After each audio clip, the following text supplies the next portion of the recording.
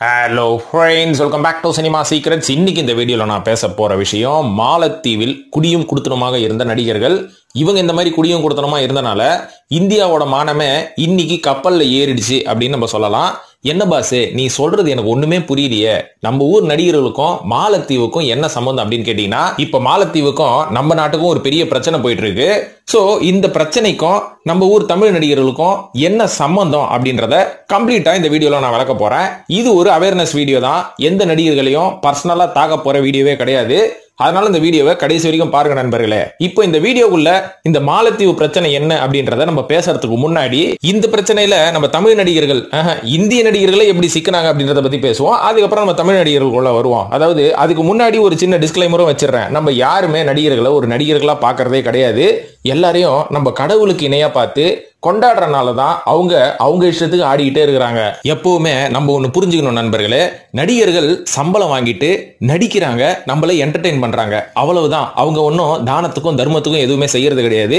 ரெண்டாவது, நம்ம செலிபிரிட்டின்னு சொல்றோம் இல்லைங்களா, செலிபிரிட்டின்றது ஃபேமஸான பர்சன் மட்டும் கிடையாது. அவங்க செய்யற செயலை வச்சு, அவங்களோட நல்ல குணத்தை வச்சு நாம அவங்கள செலிப்ரேட் பண்ணணும். உண்மையாவே நம்ம அதுக்காக தான் செலிப்ரேட் பண்றோமா?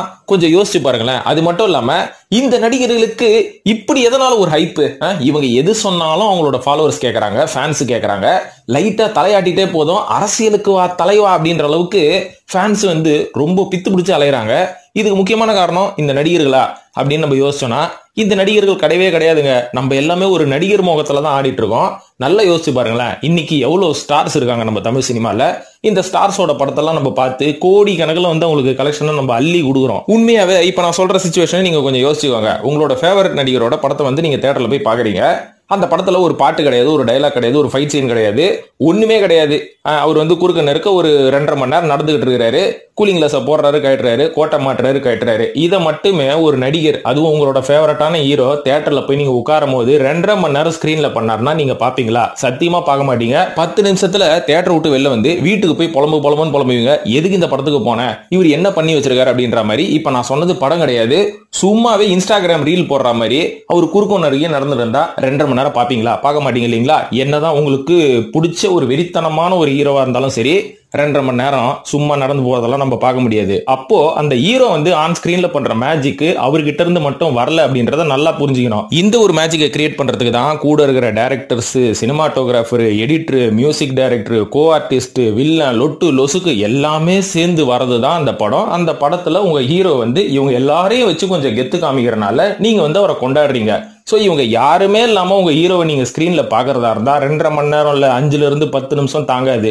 அப்புறம் எதுக்குங்க இவ்வளவு கொண்டாடுறீங்க? நியாயமா நீங்க எப்படி உங்க ஹீரோவை தூக்கி வச்சு கொண்டாடுறீங்களோ அதே மாதிரி தானே அந்த படத்தோட இயக்குனரை நீங்க கொண்டாடணும், இல்ல மியூசிக் டைரக்டரை கொண்டாடணும், இல்ல எடிட்டரை கொண்டாடணும், ப்ரொடியூசரை கொண்டாடணும், எல்லாரையுமே கொண்டாடணும். ஆனா ஹீரோக்கு மட்டும் எதனால இவ்வளவு மவுஸ் அப்படின்றது தான் மேட்ரு. இது ஒரு உளவியல் பிரச்சனையாக இருந்தாலும் இந்த அளவுக்கு இருக்கிற இந்த தேஜஸையும் இந்த அளவுக்கு மக்கள் கிட்ட இருந்து இருக்கிற ரெஸ்பான்ஸையும் வச்சு இவங்க வெளியில என்னென்ன வியாபாரம் பண்றாங்க அப்படின்றது தான் இன்னைக்கு நான் பேச போற டாபிக். இந்த மால்தீவ்ஸோட கனெக்ட் பண்ணி, சரிப்பா இந்த பப்பெல்லாம் எங்களுக்கு ரொம்ப தெரிஞ்சு போச்சு, புரிஞ்சு போச்சு, நீ மேட்ருக்கு வா அப்படின்னு கேட்டீங்கன்னா சொல்றேன். அதாவது இந்த செலிபிரிட்டிஸ் எப்படி மால்தீவ்ஸ் இஷ்யூவோட கனெக்ட் ஆனாங்க அப்படின்றதுக்கு பதிலாக மால்தீவ்ஸ்ல என்ன பிரச்சனை நடந்திருக்கு அப்படின்றத சின்னதா அலசி ஆராய்ஞ்சிட்டு வருவோம். அதுக்கப்புறமா பேசலாம் நடிகருங்க எப்படி இன்வால்வ் ஆனாங்கன்னு. அதாவது நம்ம இந்திய நாட்டின் கீழ் நம்ம இருக்கோம் பார்த்தீங்களா, தமிழ்நாடு, அதுக்கு கீழே கொஞ்சம் இலங்கையை தாண்டி அப்படி கொஞ்சம் தூரம் கடல்ல டிராவல் பண்ணிட்டு போனீங்கன்னா மாலத்தீவுன்னு ஒரு தீவு வரும் நண்பர்களே. இந்த மாலத்தீவு நான் படிக்கிற காலத்துல, நான் காலேஜ் படிக்கும் போது கூட இப்படி ஒரு தீவு இருக்குன்னா எனக்கு தெரியாது.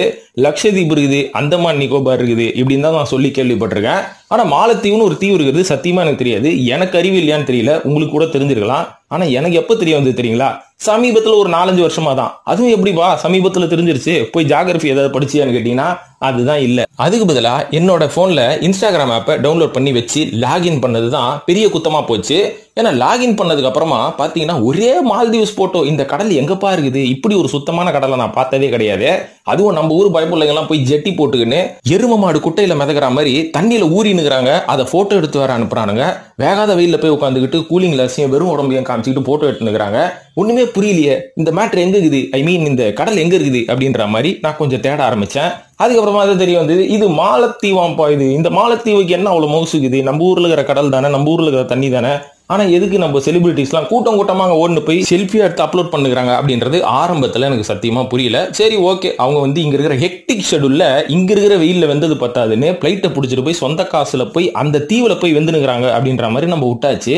இதுக்கப்புறம் கொஞ்ச நாள் போக போக தான் தெரியுது தமிழ்நாட்டில் இருக்கிற அத்தனை செலிபிரிட்டி அங்கதான் இருக்கிறான்.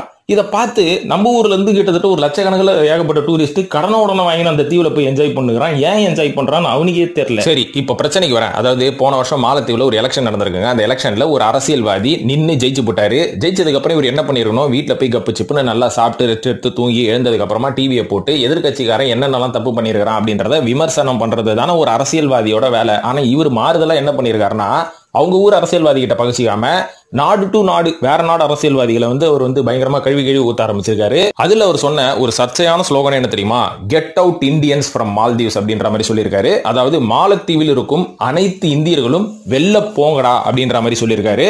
இந்த மாதிரியான ஓப்பன் டாக் வந்து ஒரு ஸ்டேஜ்லயே அவர் கொடுக்கும் போது அங்க நம்ம இந்தியன் ஆர்மிஸும் இருந்தாங்களாம்.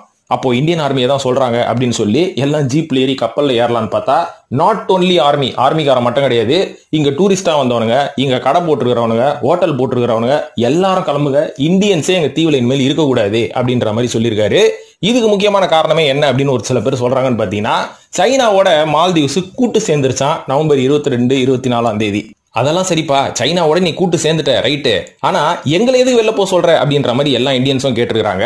ஏன்னா அங்க இருக்கிற சைனீஸ் அவர் வெளில போக சொல்லல. அதான் ஏற்கனவே சைனாவோட கூட்டணி போட்டாச்சு, சைனாவோட ஹெல்ப்ல தான் மால்தீவ்ஸே வாழ்ந்துட்டு இருக்கு. இருந்தாலும் குறிப்பிட்ட இந்தியன்ஸ் இல்ல, எல்லா இந்தியன்ஸும் என் தீவை விட்டு வெளில போகடா அப்படின்ற மாதிரி சொல்லியிருக்காரு. எதுக்குன்னு எதிர்த்து கேள்வி கேட்டவன்னு தான் தெரியுதா, உங்களோட இந்தியனோட அந்த அரசியல் கொள்கை எங்களுக்கு பிடிக்கவே இல்லை. எதனாலன்னு பாத்தீங்கன்னா எங்க இறையாண்மைக்கு எதிரான சக்தி நீங்க அப்படின்ற மாதிரி சொல்லியிருக்காரு. ஒண்ணுமே புரியல. அதுக்கப்புறம் தான் தெரிய வந்தது இவருக்கு ஓப்பனா மோடியை பிடிக்கவே இல்லை. நம்ம எல்லாருக்கும் பிடிக்குதா அப்படின்னு கேட்டீங்கன்னா அது அரசியல் டாக்கா போயிடும். அதை பத்தி இப்ப நம்ம பேச வேண்டிய தேவையில்லை. அதுக்கு பதிலா மால்தீவ்ஸ் இந்த மாதிரி சொன்னனால நம்மள மாதிரி இந்தியர்களுக்கு என்ன ஒரு பெருத்த அவமானம் அப்படின்றத பத்தி சொல்றேன் பாருங்க. ஏன்னா இது வந்து ஒரு அரசியல் டாக்கா யாரும் மைண்ட்ல எடுத்துக்குவானா, அவங்க இந்தியர்களை பத்தி ஒரு சில கொச்சையான கேவலமான வார்த்தைகளை பேசியிருக்கிறாங்க. அதனாலதான் சர்ச்சை இந்தியா ஃபுல்லா வெடிச்சிருச்சு. ஏன்னா இந்த மாதிரி கோ பேக் இந்தியன்ஸ் அப்படின்ற மாதிரி சொல்றது பாத்தீங்களா, get out Indians from Maldives அப்படின்ற மாதிரி சொன்னது மட்டும் இல்லாம ஒரு சில நாட்கள் கழிச்சு நம்ம பாரத பிரதமர் நரேந்திர மோடி லட்சதீப்புக்கு போயிருக்கிறாரு. எதுக்காக, அவரும் ஹாலிடேக்கு போயிருக்காரா ரஜினிகாந்த் மாதிரி அப்படின்னு கேட்டீங்கன்னா ஹாலிடேக்கெல்லாம் போலங்க. அதுக்கு பதிலா ஒரு பைப் லைன் கனெக்ஷன் கொடுக்கறதுக்காக போயிருக்காரு. அண்டர் சி நெட்வொர்க் கேபிள்னு சொல்லுவாங்க. அதாவது நம்ம எல்லாம் என்ன நினைக்கிறோம், நம்ம பேசுற மொபைல் போனோட சிக்னல் வந்து சேட்டலைட் டு சேட்டலைட் அப்படின்ற மாதிரி தான் நினைச்சிட்டு இருக்கோம். அது உண்மை கிடையாது. நம்ம பேசுற சிக்னல் எல்லாமே அண்டர் வாட்டர் சி கனெக்ஷன்ல தான் வந்து போயிட்டு இருக்குது. இது தெரியாதவங்க இப்ப தெரிஞ்சுக்கோங்க. சோ இந்த நெட்வொர்க் கனெக்ஷனை மால்தீவ்ஸுக்கும் கொச்சின் பக்கத்துல இருக்கிற லட்சதீப்ல இருந்து கொடுக்கறதுக்கு முயற்சி பண்றதுக்காக, அதாவது அந்த ஒரு ஸ்கீமுக்காக அவர் அங்க போயிருக்காரு.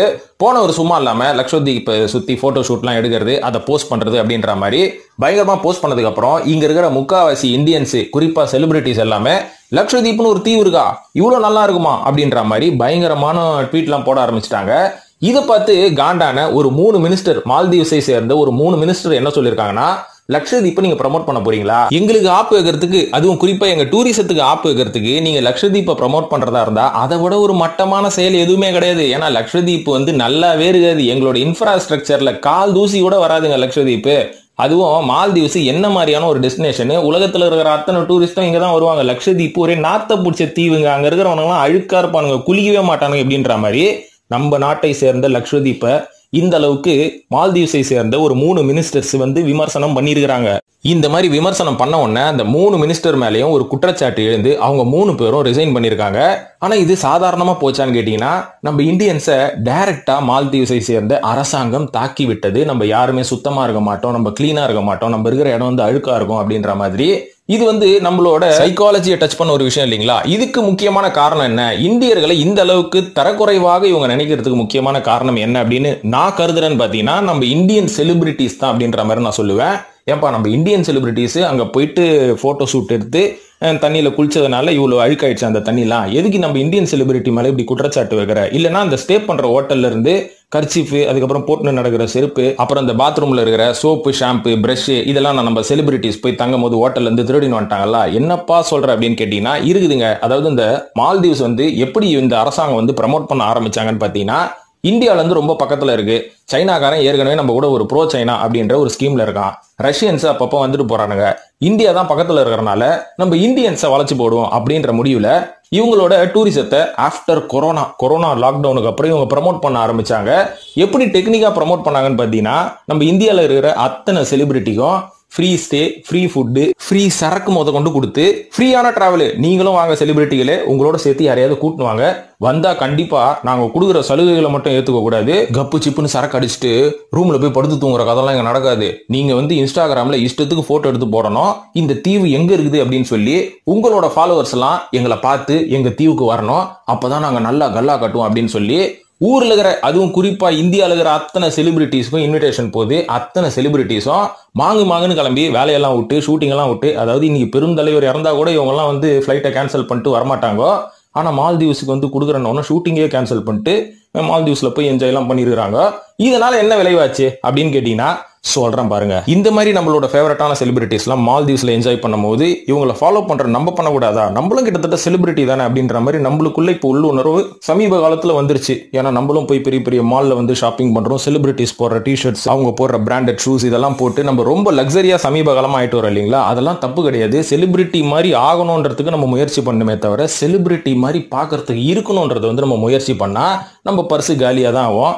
அதுக்கு ஒரு பெரிய உதாரணமே சமீபத்தில் கோயம்பேடு பஸ் ஸ்டாண்டு காலியாச்சு இல்ல, அவங்க ஒரு பெரிய மால் ஒன்று வருதான். சீக்கிரமா போய் சம்பாதிக்கிற காசுல எல்லாம் அந்த மால்ல போய் செலவு பண்ணிட்டு வாங்க. சரி, ஓகே, விஷயத்துக்கு வரேன். அதாவது இந்த மாதிரி செலிபிரிட்டிஸ் எல்லாம் போய் மால்தீவ்ஸ்ல என்ஜாய் பண்றதை பார்த்து அவங்களோட ஃபாலோவர்ஸும் நிறைய பேர் இங்க இருந்து படையெடுக்க ஆரம்பிச்சிட்டாங்க.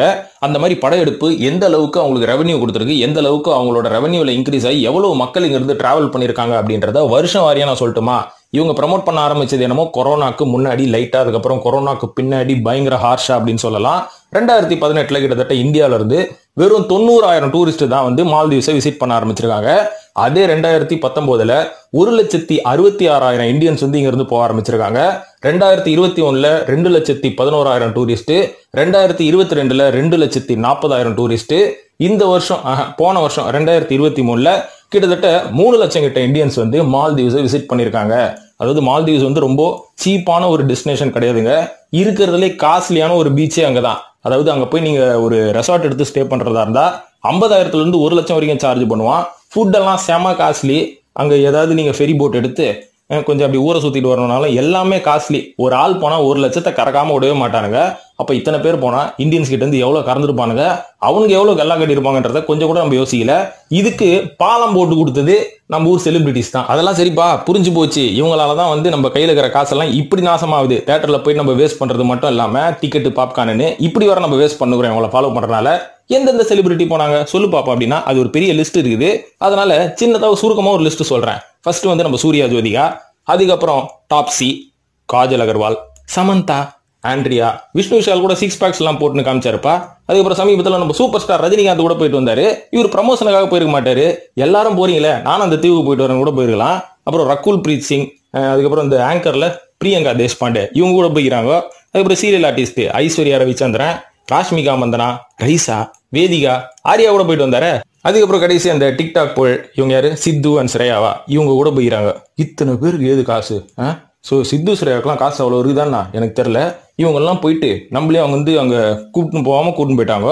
நம்மளோட காசும் காலி. காசு காலியான பரவாயில்ல, மானம் போச்சே, இந்தியன்ஸுக்கு வேற தீவே கிடையாது மால்தீவ்ஸ் விட்டா அப்படின்ற மாதிரி அந்த கவர்மெண்ட் யோசிக்கிற அளவுக்கு ஓசி குடி இங்க தான் நம்ம புறப்பட்டு போயிருக்கிறோம். நம்ம செலிபிரிட்டிஸ் புறப்பட்டு போய் நம்மளோட மானத்தை கப்பல் ஏத்திட்டாங்க. ஸோ இந்த மாதிரி நிறைய வேலைகள் இவங்க பண்ணிக்கிட்டே தான் இருப்பாங்க. அதனால இவங்களை நடிகரா பாருங்க, எமோஷனலா பார்க்காதீங்க அப்படின்றதுக்கு தான் இந்த பதிவு மட்டும் இல்ல, என்னோட சேனல்ல போடுற முக்காவாசி பதிவுமே உங்களுக்கு ஒரு அவேர்னஸ் கிரியேட் பண்றதுக்கு தான் நண்பர்களே. எந்த நடிகர்களோடையும் எனக்கு சொந்த கருத்து வேறுபாடு எதுவுமே கிடையாது. இருந்தாலும் நடிகர்களை நீங்க நடிகர்களா பார்க்கும்போது நானும் அப்படி பார்ப்பேன். நடிகர்களை நீங்க தெய்வமா கும்பிடும் போது அந்த லாஸ் உங்களுக்கு மட்டும் கிடையாது, உங்களை சார்ந்தவர்களுக்கும் உங்களோட ஃபேமிலிக்கும் அப்படின்னு சொல்லிட்டு இந்த வீடியோ நான் முடிச்சுக்கிறேன். ஸோ இது பற்றி உங்களோட கருத்துக்களை கமெண்ட் செக்ஷன்ல போட்டு அடுத்தது என்ன வீடியோ பேசலாம் அப்படின்ற ஒரு ஐடியாவே எனக்கு கொடுங்க. நானும் கிரியேட் பண்ணி அடுத்தடுத்த வீடியோல பேசுறதுக்கு முயற்சி பண்றேன். இந்த வீடியோ பார்த்ததுக்கு நன்றி நண்பர்களே, நன்றி, வணக்கம்.